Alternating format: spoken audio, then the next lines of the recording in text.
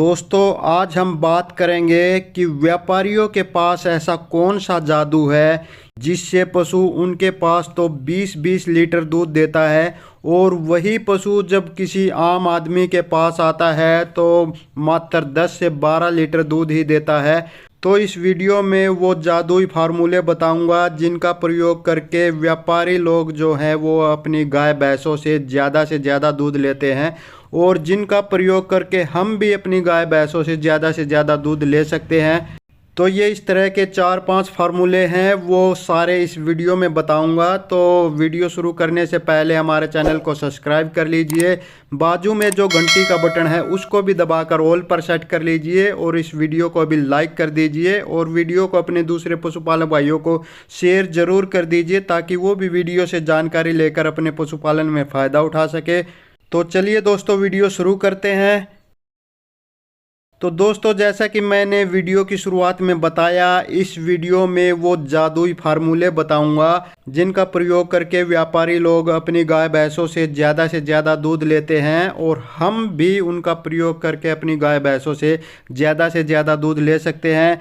तो इसमें पहला फार्मूला है कि व्यापारी जो है वो अपनी गाय भैंसों को मौसम के हिसाब से खाना पीना देते हैं और मौसम के हिसाब से उनकी पूरी देखभाल करते हैं। यानी कि अगर गर्मी का मौसम है तो व्यापारी लोग अपने पशुओं को ठंडी तासीर वाली चीज़ें देते हैं ताकि उन पर गर्मी का असर कम हो और उनका दूध कम ना हो, बल्कि वो पूरा दूध देते रहे। वहीं अगर ठंड का मौसम है तो व्यापारी लोग अपने पशुओं को गर्म तासीर वाली चीज़ें देते हैं, जैसे गुड़ हो गया, जैसे मेथी हो गई, अजवाइन वगैरह हो गई। इस तरह की जो गर्म तासीर वाली चीज़ें हैं जैसे बाजरा हो गया, इस तरह की चीज़ें देते हैं ताकि पशुओं को ठंड का असर कम हो और उनका दूध बरकरार रहे, पूरा दूध देती रहे।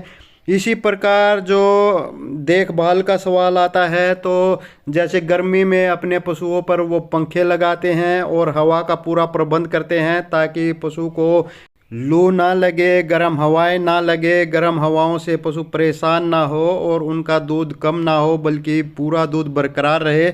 वहीं पर अगर ठंड का मौसम है तो वो अपने पशुओं के बाड़े में या कमरे में हीटर का प्रबंध करते हैं ताकि कमरा गर्म रहे और उससे पशु को ज़्यादा ठंड ना लगे, पशु को जो दूध की कैपेसिटी है, दूध की जो क्षमता है वो कम ना हो। वो गर्मियों में अपने पशुओं को बार ठंडे पानी से नहलाते हैं ताकि उनको हीट स्ट्रोक से बचाया जा सके और सर्दियों में अपने पशुओं को बाहर धूप में बांधते हैं ताकि उनको ज़्यादा ठंड ना लगे। तो इस तरह से मौसम का ध्यान रखते हुए व्यापारी लोग अपने पशुओं को खाना पीना देते हैं, उनके देखभाल का प्रबंध करते हैं। तो दूसरा जो व्यापारी लोग फार्मूला अपनाते हैं वो है मिल्किंग कैपेसिटी के अनुसार अपने पशु को दाना मिश्रण देते हैं।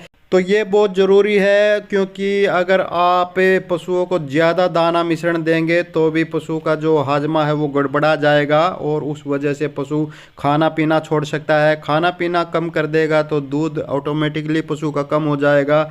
तो इसके लिए ये ज़रूरी है कि पशु को मिल्क कैपेसिटी के अनुसार खाने पीने में दिया जाए, यानी कि जो पशु एक टाइम में जितना दूध देता है उतना ही आपने उसको खाने पीने में देना है। यानी कि आपका पशु एक टाइम में, एक समय में, सुबह का समय ले लो या शाम का, एक समय में जितना दूध देता है, जैसे मान लो 5 किलो दूध देता है तो आपने अपने पशु को 5 किलो दाना मिश्रण ही खाने में देना है।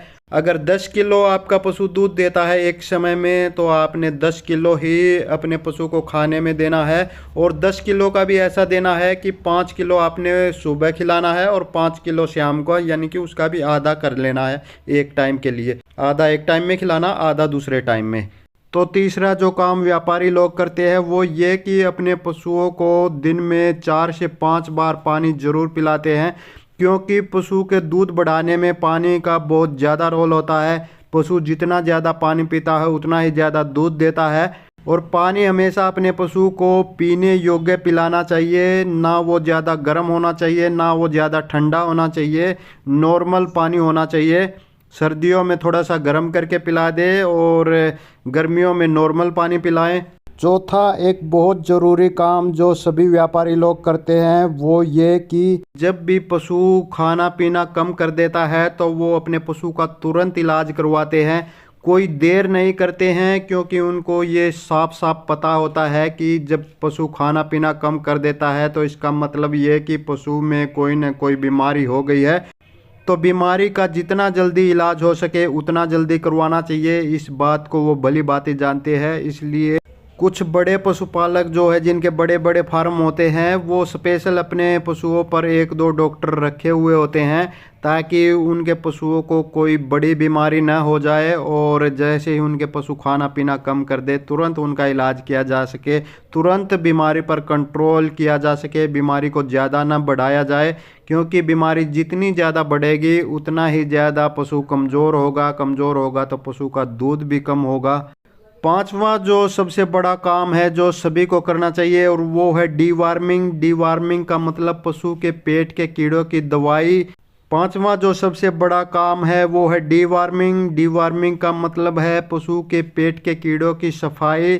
तो ये सबसे ज़रूरी काम होता है क्योंकि पशु के पेट में कीड़े रहते हैं तो पशु खाना पीना कम कर देता है, खाना पीना कम कर देता है तो पशु का दूध भी कम होने लगता है। दूसरा, पशु के पेट में कीड़े रहते हैं तो पशु पूरा दिन विचलित रहता है, रात को भी उसको नींद नहीं आती है, नींद पूरी नहीं होती है तो पशु दूध कम करने लग जाता है। तो इस तरह आपने डीवार्मिंग का भी अपने पशुओं में ख्याल रखना है, उसको समय समय पर पेट के कीड़ों की दवाई देते रहना है। और दवाई जो पहली डीवार्मिंग की दवाई जो है पेट के कीड़ों की दवाई वो ब्याने के 20-21 दिन बाद दी जाती है। उसके बाद हर तीसरे महीने आपने अपने पशु को पेट के कीड़ों की दवाई देनी है। और यहाँ पर भी एक बात का ध्यान रखना है, अगर आपका पशु प्रेग्नेंट है तो उसको प्रेगनेंसी सेफ वाली दवाई देनी है और अगर प्रेग्नेंट नहीं है, नॉन प्रेग्नेंट है तो उसको कोई भी दवाई आप दे सकते हैं। पशु के पेट के कीड़े मर जाएंगे तो पशु सही से खाएगा तो पशु दूध भी पूरा देगा।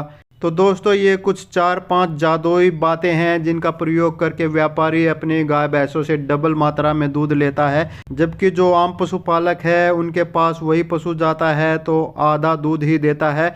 तो ये बहुत बड़ा कारण है। तो ये 5 बातें बहुत बड़ी हैं, इनको ध्यान में रखिए और इनके अनुसार काम कीजिए। आपके पशु भी व्यापारियों की जो गाय भैंसे हैं उनके तरह ही पूरी मात्रा में दूध देंगे। तो दोस्तों आगे आप पशुओं की कौन सी समस्या, कौन सी बीमारी पर वीडियो चाहते हैं उसके बारे में ज़्यादा से ज़्यादा कमेंट करें। जिस भी पशुओं की समस्या या बीमारी पर ज़्यादा से ज़्यादा कमेंट आएंगे उसी पर अगली वीडियो बना दूंगा, उसकी पूरी जानकारी दूंगा, उसका पूरा पक्का इलाज बताऊंगा। तो जाते जाते चैनल को सब्सक्राइब करते जाइए, बाजू में जो घंटी का बटन है उसको भी दबाकर ऑल पर सेट करते जाइए। तो दोस्तों इस वीडियो में बस इतना ही, जल्दी मिलते हैं एक और नई वीडियो में एक और नई जानकारी के साथ। तब तक नमस्कार।